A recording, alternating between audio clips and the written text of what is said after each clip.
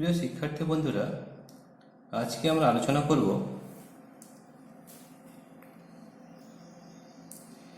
Physical balance বা সাধারণ তুলাযন্ত্রে আমাদের যে বাটখারা থাকে তাদের যে মাপ কি কি থাকে সেটা আমরা জানতে চাইব।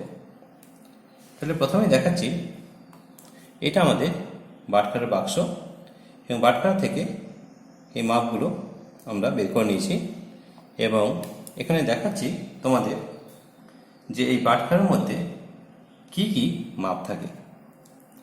তাহলে মনে রাখতে হবে, আমরা এখানে দেখাচ্ছি এই যেটা দেখতে পাচ্ছ এটা হচ্ছে 100 গ্রাম। এটা আমরা অনেক সামনে থেকে দেখাচ্ছি, তাহলে তোমরা বুঝতে পারবে দিস ইজ 100 গ্রাম। দেখো এখানে লেখা আছে 100 GM অর্থাৎ গ্রাম, 100 গ্রাম। তো দেখতে পাচ্ছ এটা 100 গ্রাম বা 100 গ্রাম, ঠিক আছে। তারপর দেখো এখানে আমরা দেখতে পাচ্ছি এটা লেখা আছে, এটা খুব ভালো করে দেখা যাবে 50 গ্রাম বা 50 গ্রাম। তাহলে এটা হচ্ছে আমাদের 50 গ্রাম বা 50 গ্রাম। তারপরে আছে এটা খুব ভালো করে দেখো, এটা আছে আমাদের, এটা যদি খুব ভালোভাবে দেখো এখানে লেখা আছে, দেখো 2020 গ্রাম, GM লেখা আছে 20 গ্রাম, ঠিক আছে। তাহলে 100 গ্রাম, 50 গ্রাম, 20 গ্রাম। এটা দেখো এখানে খুব ভালো করে যদি দেখো এখানে লেখা আছে 20 GM অর্থাৎ গ্রাম, এটা কিন্তু 20 গ্রাম, ঠিক আছে।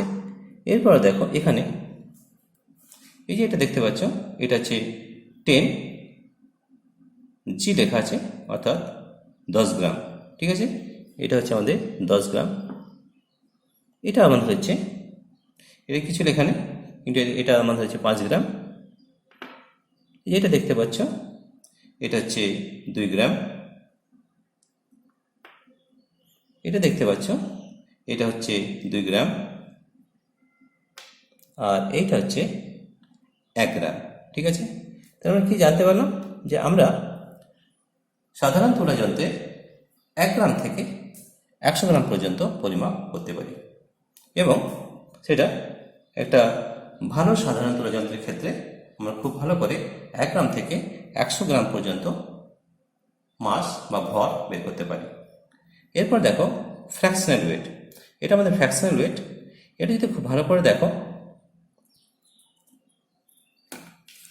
এটা আমরা দেখাচ্ছি,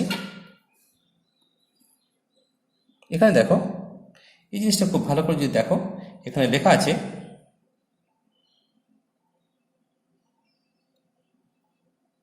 এই যে 500 mg অর্থাৎ এটা 500 মিলিগ্রাম, ঠিক আছে। এটা আমরা 500 মিলিগ্রাম রেখে দিলাম।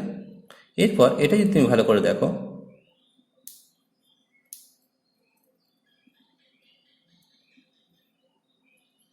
এটা যদি তুমি দেখো তাহলে এটা দেখবে, একটু ভালো করে দেখো এটা কত আছে।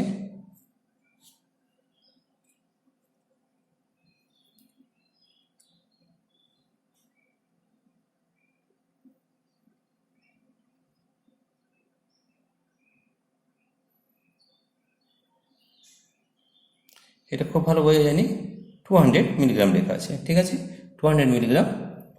এখানে তার এটাও কিন্তু 200 মিলিগ্রাম। এটা একটু দেখো, এটা ভালো বোঝা যাচ্ছে।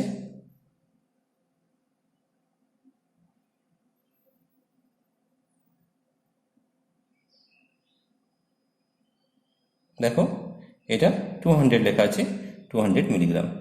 তারপর দেখো তারপর আছে 100 মিলিগ্রাম, তারপর আছে 50 মিলিগ্রাম, তারপরে 20 মিলিগ্রাম, এখানে একটা 20 মিলিগ্রাম নেই। তারপর আছে 10 milligram, 5 milligram, 2 milligram, 2 milligram, 1 milligram. আমরা দেখতে পাচ্ছি যে সাধারণ তুলাযন্ত্রে যদি ফ্র্যাকশনাল ওয়েট নিই তাহলে আমরা মাপ করতে পারবো 1 মিলিগ্রাম থেকে 500 মিলিগ্রাম পর্যন্ত, ঠিক আছে। তাহলে সাধারণ তুলাযন্ত্রের ক্ষেত্রে আমরা একটা খুব কমন জিনিস পাচ্ছি, যেটা পাচ্ছি এখানে দেখো খুব ভালো করে লেখা আছে এটা 50 গ্রাম, 20 গ্রাম, 20 গ্রাম, 10 গ্রাম। এই যদি আমরা রেশিও বা অনুপাত বের করি তাহলে দেখো এটা পাচ্ছি 5:2:2:1। দেখো 5:2:2:1। এখানে দেখো 5 গ্রাম, 2 গ্রাম, 2 গ্রাম, 1 গ্রাম, 5:2:2:1। দেখো এই মাপটা আমাদের পাচ্ছি 5:2:2:1। মিলিগ্রামের ক্ষেত্রে দেখে নাও 500 মিলিগ্রাম, 200 মিলিগ্রাম, 200 মিলিগ্রাম, 100 মিলিগ্রাম, তাহলে 5:2:2:1। এখানে 50 milligram, 20 milligram, 20 milligram, 10 milligram, 5:2:2:1। 5 milligram, 2 milligram, 2 milligram, 1 milligram, 5:2:2:1। তাহলে সব ক্ষেত্রে আমরা দেখতে পাচ্ছি যে মাপগুলো আমাদের এই রেশিওতে রয়েছে 5:2:2:1।